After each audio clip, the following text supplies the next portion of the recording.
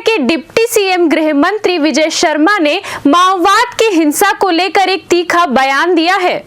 उन्होंने कहा कि माओवाद का विद्रूप चेहरा बीजिंग से शुरू हुआ। यही चेहरा आज बस्तर में सक्रिय है, जहां आदिवासियों की हत्याएं की जा रही हैं। स्थानीय लोगों को आईईडी से उड़ा दिया गया, गला रेत कर उन्हें मारा गया। 3 जून को बीजिंग में भी यही चेहरा सामने आया था, जब 10,000 लोगों को टैंकों से कुचला गया। वहीं तेलंगाना में कांग्रेस नेताओं ने नक्सलियों से शांति वार्ता का समर्थन किया है। इस पर गृह मंत्री विजय शर्मा ने तीखा पलटवार किया। उन्होंने कहा कि जो लोग बस्तर के दुख में कभी शामिल नहीं हुए, जब बस्तियां जलाई गई, जब नेताओं और आम लोगों की हत्याएं हुई, तब वो मौन थे। अब वही लोग वार्ता की बात कर रहे हैं, तो उस पर विश्वास कैसे हो।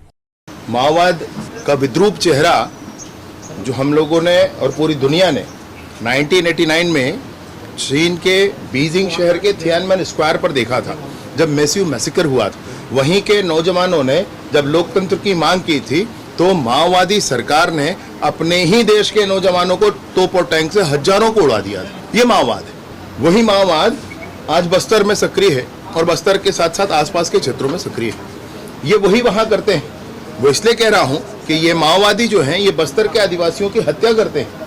एर्राबोर की घटना इसका प्रमाण है, मणिकोंटा की घटना इसका प्रमाण है, झीरम की घटना जिसमें छत्तीसगढ़ का नेतृत्व समाप्त किया गया, वह इसमें इसका प्रमाण है। दरबागुड़ा की घटना इसका प्रमाण है। ऐसे अनेक प्रमाण हैं जिसमें स्थानीय आदिवासियों को मारा गया। में सुरक्षा बल के जवानों को नहीं मारा गया। आज स्थानीय लोगों की बस जा रही है, पब्लिक ट्रांसपोर्ट जा रही है और उसको आईडी से उड़ा दिया। मतलब क्या है भाई इस बात का? तो ये जो कुछ कर, इतनी बातें जो मैं आपसे कह रहा हूँ, ये 15-20 के अधिक मारे गए वो हैं, 1-2 की तो संख्या नहीं है। और जंगल के अंदर ऐसे कितनी हत्याएं की गई, गला रेत कर, गोली मारकर, आईडी से उड़ाकर। उसकी गणना नहीं होगी, उनके पास ही नहीं होगी। आईडी बिछा दिया है, परवाह नहीं है, उसमें जानवर भी मर रहे हैं, उसमें आम जनता भी उसमें पिस रही है, पैर उड़ जा रहे हैं। कोई उनका विषय तो होता नहीं, पैर उड़ गया, चिट्ठी जारी कर दी है उसके पीछे। भाई उसका इलाज कराने के लिए क्या हालत होना हो जाता है। तो इस तरह का ही ये माओवाद है जो यहाँ है। आज 3 जून है, 3 जून और 4 जून में ही बीजिंग में थियानमेन स्क्वायर में ये कार्यवाही की गई थी। और इसलिए उसी विषय को सबके ध्यान में पुनः लाने के लिए पिछले वर्ष भी बस्तर शांति समिति ने एक बड़ा आयोजन किया था, जिसमें मैं भी गया था। इस वर्ष भी बस्तर शांति समिति ने एक बड़ा आयोजन किया है, उसी में मैं भाग लेने जा रहा हूँ।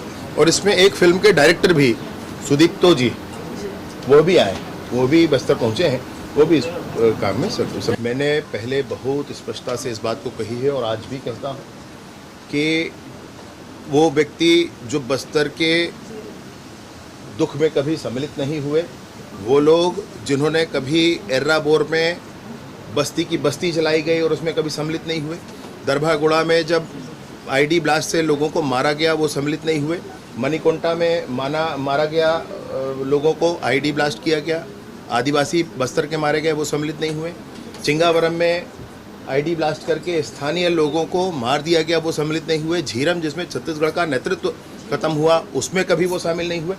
तो जो लोग इन घटनाओं में नहीं रहे उनसे कोई बात हो नहीं सकती। सर ये कांग्रेस की, और मैं आपसे ये कहना चाहता हूं कि अभी भी माओवादी स्वयं चाहें तो चर्चा हो सकती है। मैं वही ना कह रहा हूं, जो इन सारे ही विषयों में कभी नहीं रहे, कभी नहीं कहा नक्सलियों से कि बंदूक छोड़ करके और शांति के साथ आप अपना आंदोलन आगे बढ़ाएं, कभी नहीं कहा जिन लोगों ने, वो आज अचानक क्यों सक्रिय है, ये विषय है। और इसलिए चाहे वो किसी भी दल का व्यक्ति हो, उस पर संशय तो हो ही जाता है। अरे इस विषय पर तो पूरी ही चर्चा करनी आवश्यक है।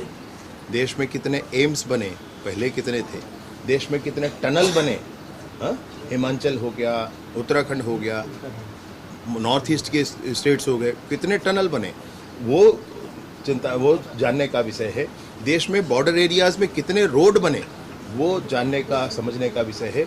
कितने मेडिकल कॉलेज हो गए, ये जानने समझने का विषय है।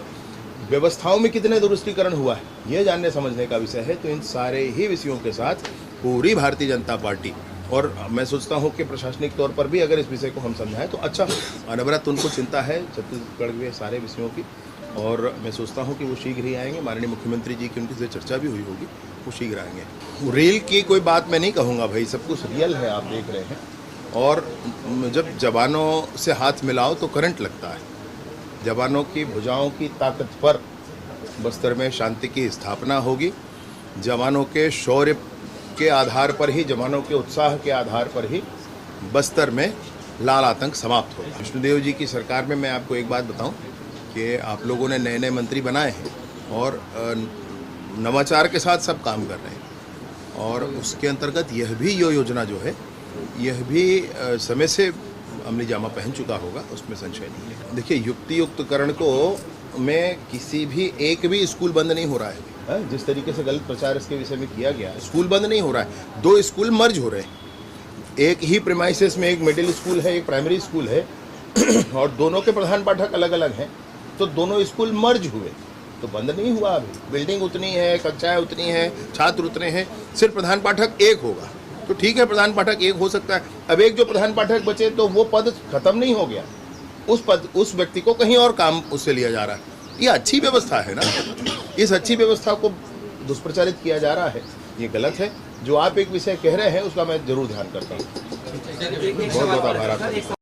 CCN शार्क न्यूज के लिए ब्यूरो रिपोर्ट।